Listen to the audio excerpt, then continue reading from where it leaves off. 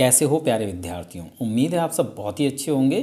तो आज के इस वीडियो क्लास में हम प्रश्नावली 13.7 के सवालों को सॉल्व करेंगे। लेकिन इस प्रश्नावली के सवालों को सॉल्व करने से पहले हम लंबवृत्तीय शंकु की जानकारी ले लेते हैं। हम ये जान लेते हैं कि लंबवृत्तीय शंकु क्या होता है और इसके फॉर्मूलेज क्या होते हैं, क्योंकि इस प्रश्नावली के सारे ही सवाल शंकु पर ही आधारित हैं। ठीक है, तो हमें शंकु के बारे में जानना बहुत ज़्यादा ज़रूरी हो जाता है, तभी हम इस प्रश्नावली को सॉल्व कर पाएंगे।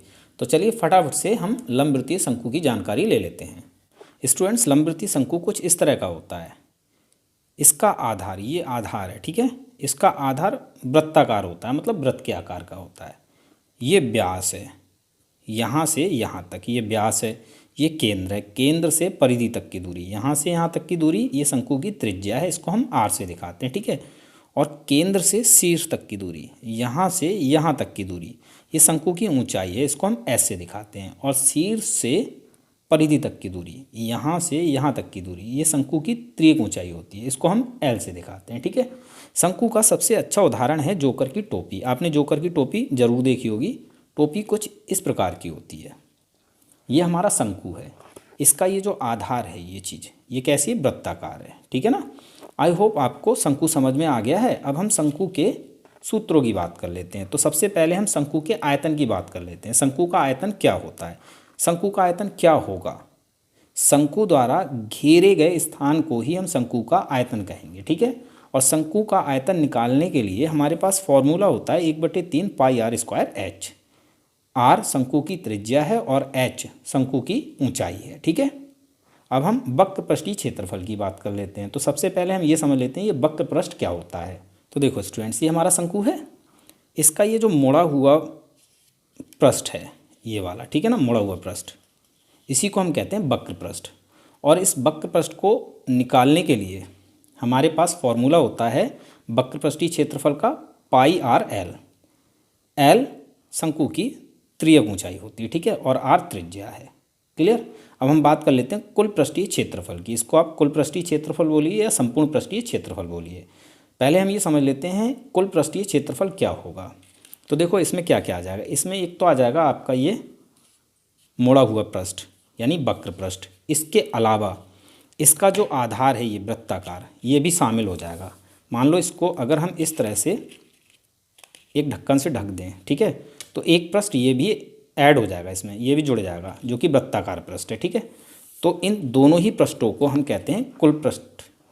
तो यहाँ कुल पृष्ठीय क्षेत्रफल के लिए फॉर्मूला होगा पाई आर ब्रैकेट में एल प्लस आर। आर त्रिज्या है, एल त्रियक ऊंचाई है। ठीक है, तीनों फॉर्मूले आपको समझ में आ गए। अब बात कर लेते हैं त्रियक ऊंचाई की। अगर आपको शंकु की त्रिज्या और ऊंचाई दे रखी है तो इन दोनों की मदद से आप त्रियक ऊंचाई बहुत आसानी से निकाल सकते हैं। त्रियक ऊंचाई यानी एल ये बराबर होगी √r² प्लस h² के। ठीक है, आई होप आपको ये सारे ही फॉर्मूले अच्छे समझ में आ गए होंगे। तो चलिए अब हम सवालों को सॉल्व करते हैं। फर्स्ट पार्ट में स्टूडेंट्स हमें लंबवृत्तीय शंकु की त्रिज्या यानी r 6 सेंटीमीटर दी हुई है और ऊंचाई यानी h 7 सेंटीमीटर दी हुई है। हमें इस शंकु का आयतन निकालना है। ठीक है, लंबवृत्तीय शंकु का आयतन फॉर्मूला हमारा है 1/3 पाई r² h।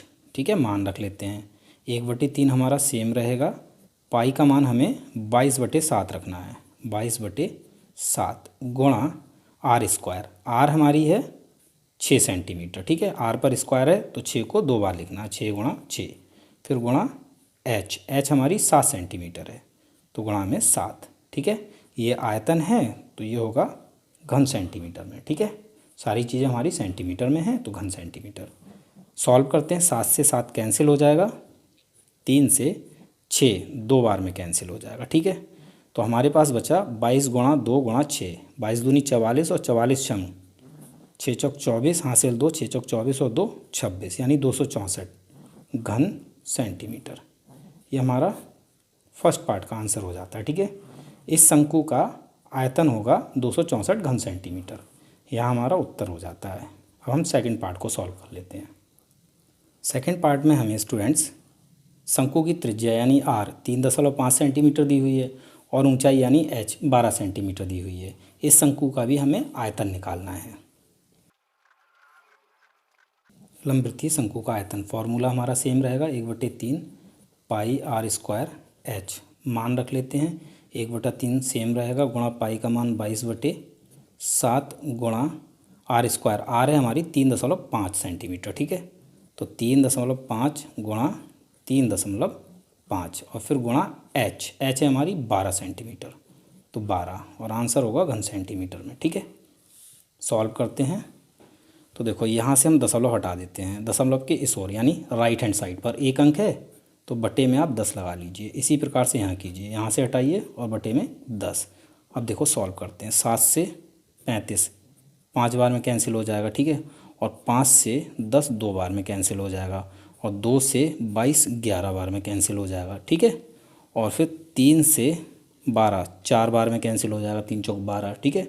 फिर 2 से 2 दूनी 4 और 2 पंजे 10, 5 से 35 7 बार में कैंसिल, पूरा कैंसिल हो चुका है। तो देखो क्या क्या बचा है, 11 और गुणा 7, 11 सत्ते 77 और यहाँ 2 भी है, 77 दूनी 100, 7 दूनी 14, 7 दूनी 14, 154, 154 घन सेंटीमीटर, ठीक है। ये हमारे सेकंड पार्ट का आंसर हो जाता है, मतलब इस शंकु का आयतन 154 घन सेंटीमीटर है, ठीक है। यहाँ हमारा उत्तर हो जाता है कंप्लीट। उम्मीद है सवाल आपको समझ में आ गया होगा। तो इस वीडियो क्लास में हम पहला ही सवाल सॉल्व करेंगे, अगले वीडियो क्लास में हम अगले सवालों को सॉल्व करेंगे। तो मिलते हैं अपने अगले वीडियो क्लास में, तब तक के लिए धन्यवाद।